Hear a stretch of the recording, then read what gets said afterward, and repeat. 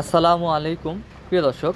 রঙ্গন ফুলের গাছ থেকে কাটিংয়ের মাধ্যমে চারা তৈরি করা খুবই সহজ। ভিডিওতে আজ আমি আপনাদেরকে দেখাবো কিভাবে খুব সহজেই রঙ্গন ফুলের গাছ থেকে কাটিংয়ের মাধ্যমে চারা তৈরি করা যায়। প্রথমে রঙ্গন ফুলের গাছ থেকে 3 ইঞ্চি অথবা 4 ইঞ্চি পরিমাণ রঙ্গন ফুলের ডাল কেটে নেবেন। কাটিংয়ের মাধ্যমে রঙ্গন ফুলের চারা তৈরি করলে চারা নষ্ট হয়ে যাওয়ার পরিমাণ খুবই কম। এজন্য নার্সারিগুলোতে কাটিংয়ের মাধ্যমে রঙ্গন ফুলের চারা তৈরি করা হয়। কিভাবে এই ডালগুলো দিয়ে রঙ্গন ফুলের স্ট্যাম চারা আমরা তৈরি করে থাকি, ভিডিওতে এখন আমি আপনাদেরকে এই পদ্ধতিটা দেখাবো। এগুলো হচ্ছে রঙ্গন ফুলের ডাল। এই ডালগুলো দিয়েই আমি এখন চারা তৈরি করব।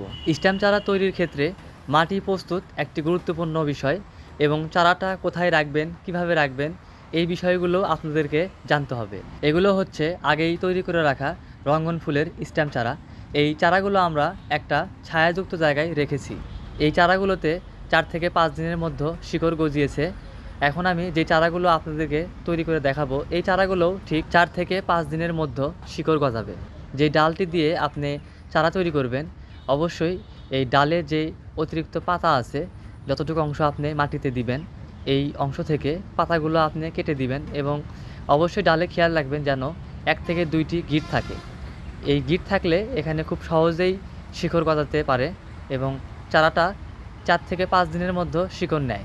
মাটি দিয়ে ভর্তি পলি ব্যাগে ডালটি আলতোভাবে বসিয়ে দিবেন এবং আপনি ঠিক যতগুলো চারা তৈরি করতে চান কতগুলো ডাল কেটে নেবেন এবং কতগুলো ব্যাগ মাটি ভর্তি করে নেবেন এবং প্রত্যেকটি পলি ব্যাগে আপনি ডালগুলো সাবধানতার সাথে বসিয়ে দিবেন।